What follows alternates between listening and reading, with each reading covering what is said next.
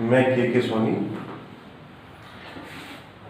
उन छात्रों के लिए मैथ की क्लासेस शुरू कर रहा हूं जिन्होंने इस वर्ष यूपी बोर्ड से 10th के एग्जाम दिए हैं। तो यहाँ पर मैं आपको कक्षा 11 का गणित एक्टिव एनसीईआरटी की ये चित्रा पब्लिकेशन की है। इसके लेखक हैं अजय कुमार अग्रवाल। इस किताब का पूरा अध्ययन कराऊंगा। इसमें हम पहले चैप्टर है समुच्चय। तो आज हम आपको पहला चैप्टर समुच्चय पढ़ाना है। तो देखिए अध्याय का नाम है समुच्चय।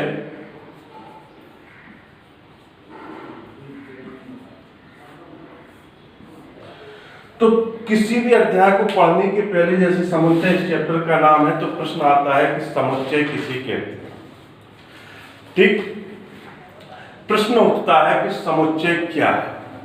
तो किन्हीं आंकड़ों के सुपरिभाषित ढंग से लिखने के क्रम को समुच्चय कहते हैं।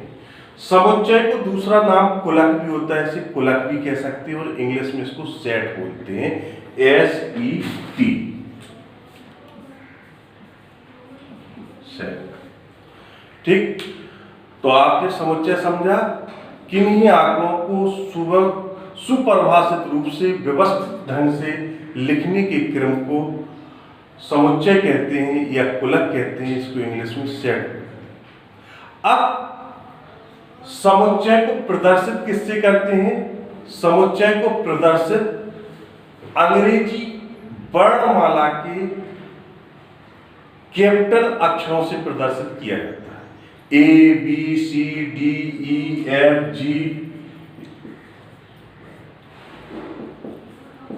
.Z कैपिटल अक्षरों का प्रयोग करना है समुच्चय के लिए। स्मॉल अक्षरों का प्रयोग नहीं करना, क्योंकि अभी हम आपको बताएंगे कि स्मॉल अक्षरों का प्रयोग केवल अवयवों को प्रदर्शित करने के लिए होता है।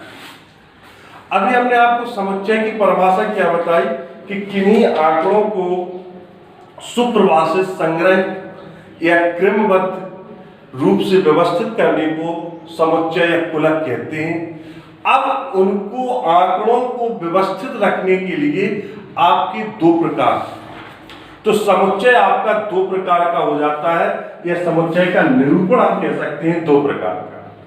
नंबर एक आपका आता है तालिका विधि या सूची विधि या रोस्टर विधि।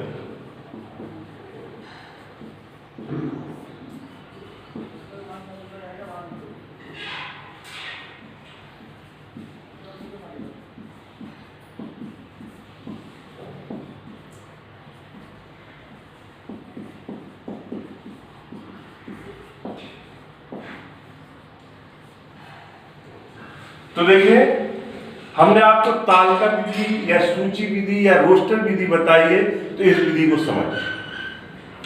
नाम से ही स्पष्ट है, तालिका यानी कि टेबल या सूची, या जैसे कोई लिस्ट बनाते हैं उस सूची टाइप, इंग्लिश में इसको बोलते हैं रोस्टर।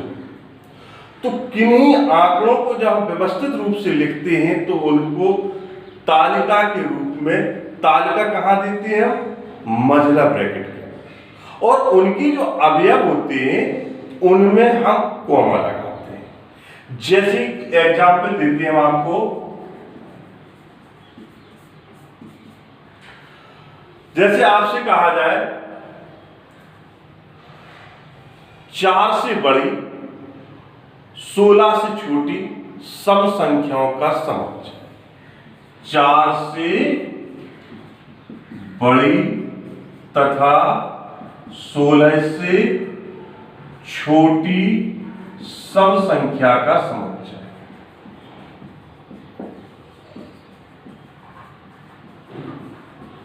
तो देखिए स्पष्ट है कि 4 से बड़ी सम संख्याएं होंगी और 16 से छोटी। वो कौन सी होंगी आपकी? जैसे आपके अवयव को आओगे आपके 6, 8, 10, 12, 14, या आप कॉमा नहीं लगाते 14। अब इसको हम तालिका विधि या सूची विधि या रोस्टर विधि में लिखते हैं। तो देखिए, अब इसको हम ऐसे समुच्चय माना हमने ए, अब इसको तालिका विधि या सूची विधि या रोस्टर विधि में लिखेंगे तो सबसे पहले हम मझला ब्रैकेट का प्रयोग करेंगे। 6, 8, 10, 12, 14 और मझला ब्रैकेट, ये आपकी तालिका विधि या सूची विधि हुई।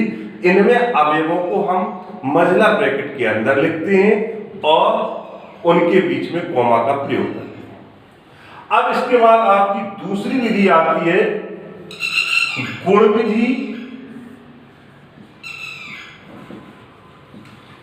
या समुच्चय निर्माण विधि।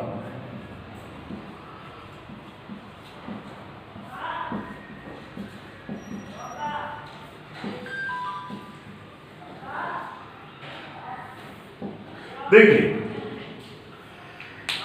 नाम से ही स्पष्ट है, गुण।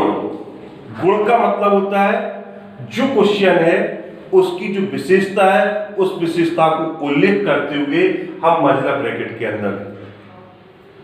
तो देखिए, इसमें लिखने के लिए सबसे पहले इन अवयवों को हम एक तरह से x मानते हैं। क्या मानते हैं? x। तो हम यहां लिखेंगे x सच दैट x। इसको हिंदी में बोलते हैं ऐसा है कि। x सच दैट x यानी कि x ऐसा है कि। अब इसकी क्या विशेषता है? इसमें देखिए हमें दो विशेषताएं लिखनी। एक तो ये विशेषता है कि एक सम संख्या है, तो यहां लिखेंगे x सच दैट x एक सम संख्या है।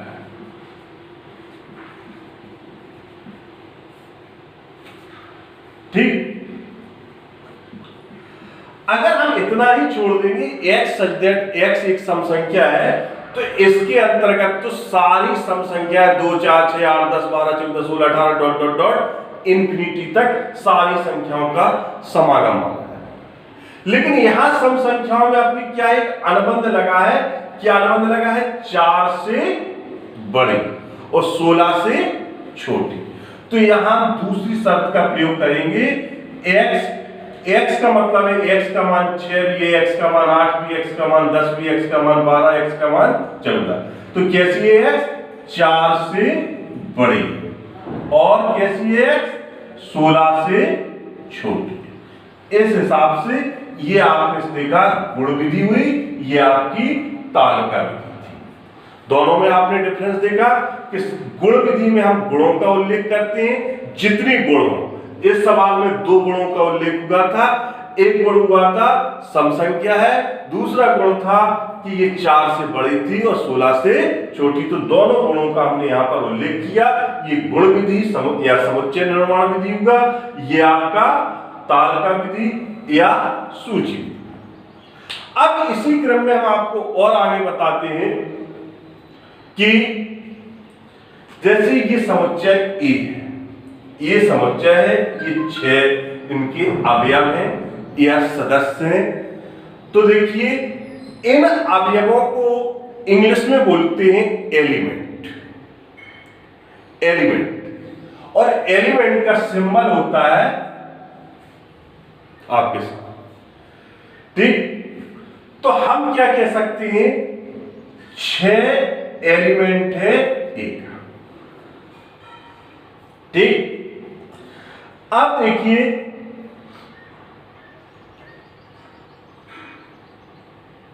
आगे आपको बताते हैं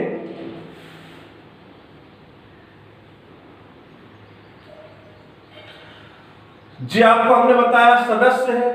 अब जैसे यहां ए में 7 नहीं है, 9 नहीं है, 11 नहीं है, 13 नहीं है। अब हम अगर लिखना है कि 7 ए का क्या है, तो हम कहेंगे 7 ए का अवयव नहीं है, यह 7 ए का सदस्य नहीं है। तो 7 डज नॉट एलिमेंट ए, यानी कि हम कह सकते हैं 7 ए का अवयव नहीं।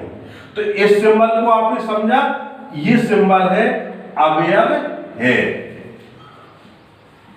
या हम कह सकते हैं सदस्य है, या हम कह सकते हैं एलिमेंट है, दोनों शब्द पर्याप्त है। यहां हम कहेंगे डज नॉट एलिमेंट और इसको कहेंगे अवयव नहीं है, सदस्य नहीं। अब इस चैप्टर के अंतर्गत हमने आपको समुच्चय निर्माण के लिखने के दो तरीके बताए, समुच्चय की परिभाषा बताई।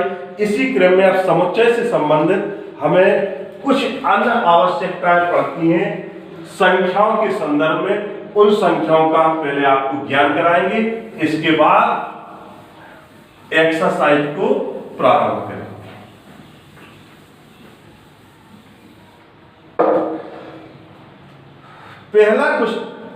सबसे पहले हम आपको बता दें पूर्णांक।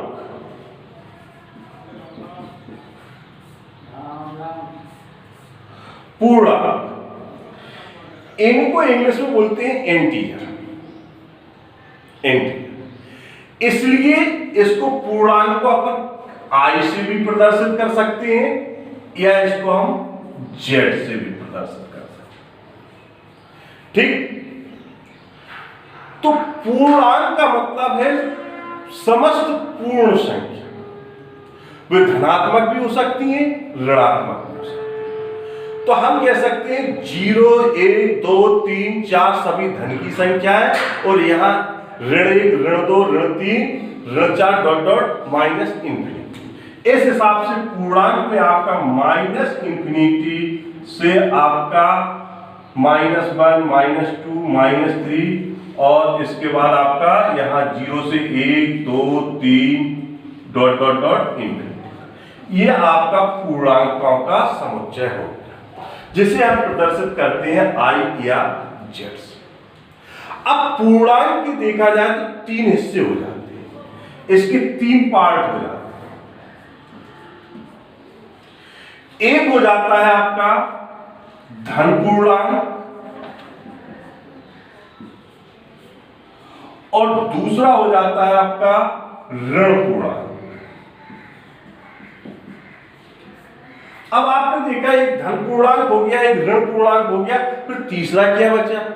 तो जैसे जो संख्याएं होती हैं कुछ धन की हो गई, कुछ ऋण की हो गई, लेकिन 0 एक अपने आप में ऐसी संख्या है जिसे चाहे धन की हो चाहे ऋण की हो उसकी वैल्यू हमेशा समान रहती है। तो इसको एक अलग मान लिया जाता है शून्य पूर्णांक।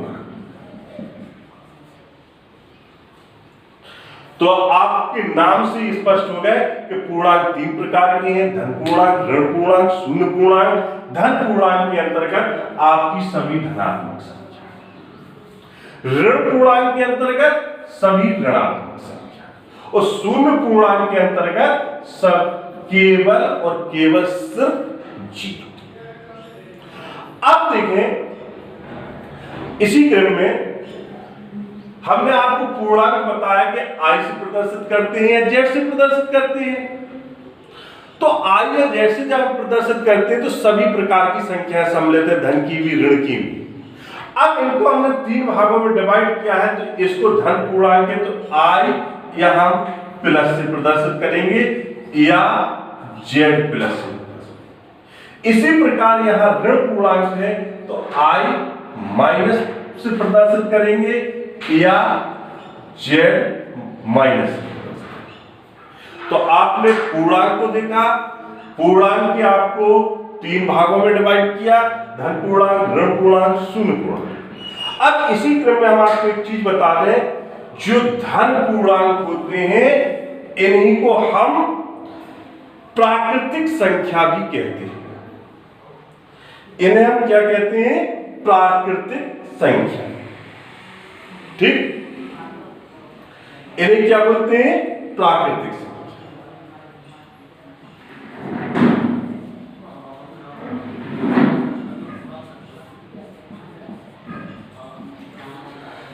तो समस्त धन पूर्णांकों को प्राकृतिक संख्या कहते हैं और प्राकृतिक संख्या को इंग्लिश में बोलते हैं नेचुरल नंबर। इसलिए प्राकृतिक संख्या को n से प्रदर्शित करते हैं, अर्थात हम धन पूर्णांक को n से भी प्रदर्शित कर सकते हैं। प्राकृतिक संख्या क्या हो गई? Natural number. तो जितने समस्त धन पूर्णांक हैं वो आपके नेचुरल नंबर या धन पूर्णांक या प्राकृतिक संख्या कुछ भी कह सकते हो। तो इसके अंतर्गत आपके आ जाते हैं 1 2 3 4 5 6 7 8 9 10 dot dot dot dot plus की इंफिनिटी। तो आपने नंबर 1 पूर्णांक देखा, नंबर 2 आपने प्राकृतिक संख्या देखी,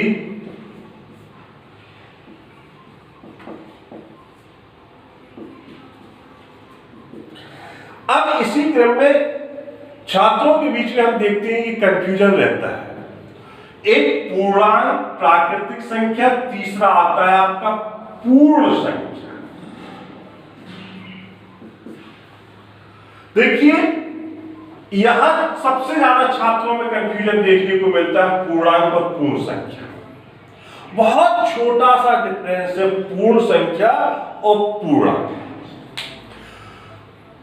पूर्ण संख्या को हम बोलते हैं होल नंबर, होल नंबर। इसलिए पूर्ण संख्या को सबसे पहले तो सिंबल समझ लीजिए डब्ल्यू होगा। पूर्ण संख्या को बोलते हैं होल नंबर, तो इसका सिंबल होगा डब्ल्यू। पूर्ण संख्या, पूर्ण यानी कि पूरी पूरी संख्या हो, कोई दशमलव की ना हो, घटे ना हो। तो इस हिसाब से इसमें पूर्णांक में अगर हम प्लस 0 कर दें तो बन जाता है बराबर पूर्ण संख्या। यानी कि पूर्णांक में आपके अंक कहां से आए थे? 1 2 3 4 5 6 7 8 9 धन पूर्णांक, मतलब धन पूर्णांक प्लस 0 कह सकते हैं। धन पूर्णांक प्लस 0 बराबर पूर्ण संख्या। यानी कि पूर्ण संख्या आपकी कहां से शुरू होगी? 0 से। 0 1 2 3 4 5 6 7 8 9 10 डॉट डॉट डॉट इंफिनिटी। और धन पूर्णांक कहां से शुरू होता है? 1 से। इसी क्रम में अब आपको हम आगे बताने जा रहे हैं परिमेय संख्या, रीजनल नंबर, परिमेय संख्या। यहां नाम से इसका सिंबल नहीं आता है। परिमेय संख्या को हम क्यू से प्रदर्शित करेंगे। परिमेय संख्या को कैसे प्रदर्शित करेंगे? क्यू से।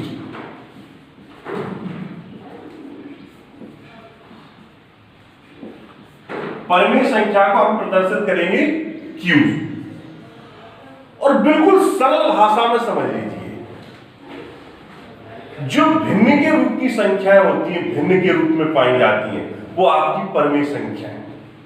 जो भिन्न के रूप में पाई जाए इसको हम कह सकते हैं, जिन संख्याओं को P अपॉन Q के रूप में लिखा जाता है वो आपकी परिमेय संख्या कहलाती है।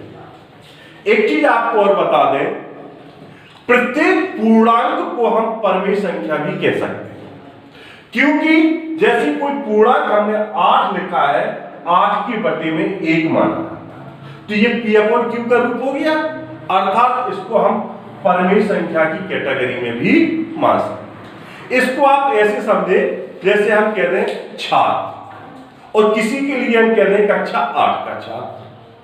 तो छात्र, प्रत्येक छात्र को हम कक्षा 8 का छात्र नहीं कह सकते, लेकिन कक्षा 8 के छात्र को हम छात्र अकेला कह सकते हैं।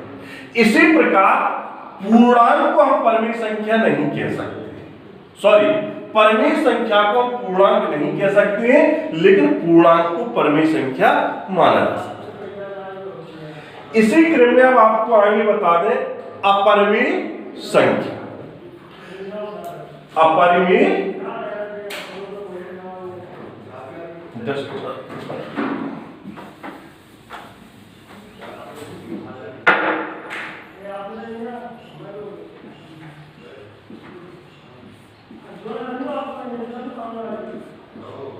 अपरिमेय वे संख्याएं जिनका पूरा पूरा वर्गमूल, घनमूल, पंचमूल नहीं निकलता, यानी कि जिन्हें √2, √3, √5 इनका पूरा पूरा वर्गमूल नहीं निकलता है, न इनका घनमूल निकल सकता है, ऐसी संख्याओं को हम अपरिमेय संख्या कहते हैं। इनको परिभाषा के रूप में याद न रखें, इनको सिर्फ इस टाइप से आप समझें कि जो वर्गमूल घनमूल जिनका नहीं निकल रहा है वो संख्याएं आपकी अपरिमेय संख्याएं होती हैं, या इनके वर्गमूल घनमूल जो निकलते हैं वो दशमलव के रूप में प्राप्त होते हैं। इसी क्रम में अब हम आपको आगे बताते हैं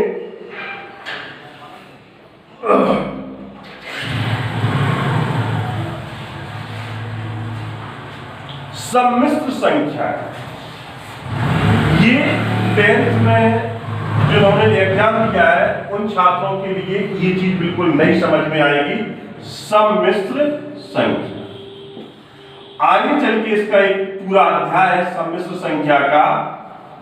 इंग्लिश में इसको बोलते हैं कॉम्प्लेक्स नंबर, इंग्लिश में बोलते हैं इसको कॉम्प्लेक्स नंबर। इसीलिए इसे सी से प्रदर्शित करते हैं कॉम्प्लेक्स नंबर, इसीलिए इसे सी से प्रदर्शित करते हैं। अब सम्मिश्र संख्या क्या होती है? देखो बेटा, परिभाषा के अनुसार तो हम कह सकते हैं वे संख्याएं जिन्हें आयोटा के रूप में प्रदर्शित किया जाता है या लिखते हैं उन्हें हम सम्मिश्र संख्या कहते हैं, ठीक? या सम्मिश्र संख्या को हम कह सकते हैं वास्तविक संख्या प्लस काल्पनिक संख्या।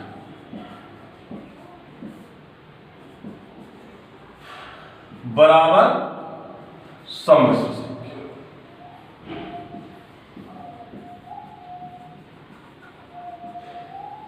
ठीक। अब प्रश्न आता है, आप लोगों के मन में ये प्रश्न उठेगा, सर ने आयोटा शब्द बोल दिया, आयोटा क्या होता है? तो जो काल्पनिक संख्या होती है, पूर्ण काल्पनिक संख्या होती है, वो आयोटा के रूप में होती है। अब आयोटा हम आपको बताते हैं क्या होता है। पहले आयोटा बताने के पहले हम आपको और बता दें सरल भाषा में काल्पनिक संख्या क्या होती है। अंडर रूट के अंदर यानी कि वर्गमूल के अंदर जो ऋण की संख्याएं होती हैं उन्हें हम काल्पनिक संख्या कहते हैं।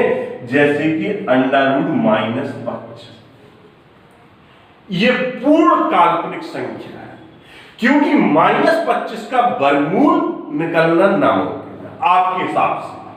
देखिए, जैसे अगर आपका 25 होता तो हम इसको 5 × 5 यानी कि 5 पर वर्ग और वर्गमूल हो गया 5, या 25 को हम ऐसा भी लिख सकते थे अंडर रूट -5 गुणित -5 यानी कि -5 पे वर्ग बराबर इसका वर्गमूल हो गया -5। इस हिसाब से 25 का वर्गमूल क्या बन जाता है? +-5। लेकिन -25 का गुणनखंड हम या तो -5 गुणित 5 लिखेंगे या हम लिखेंगे 5 गुणित -5। तो न तो -5 का जो पेयर बन रहा है ना 5 का पेयर बन रहा है। इस हिसाब से यहां -25 का वर्गमूल निकालना आपके लिए थोड़ा सा कठिन होगा।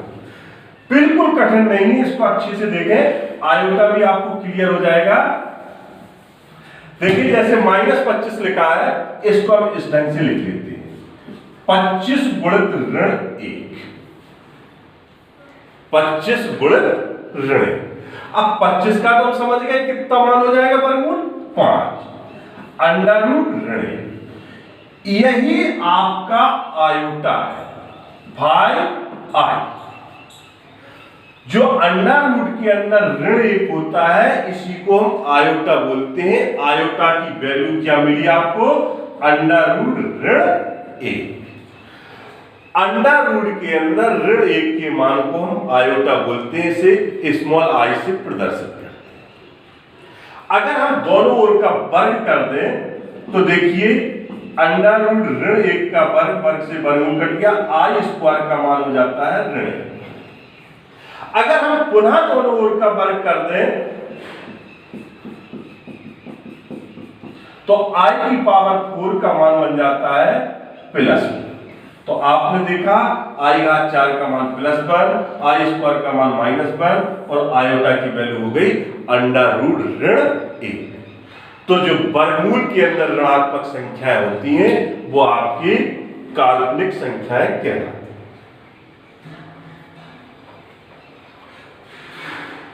अब अगली आपको वीडियो में हम आपको इस समुच्चय चैप्टर की पहली एक्सरसाइज पढ़ाएंगे।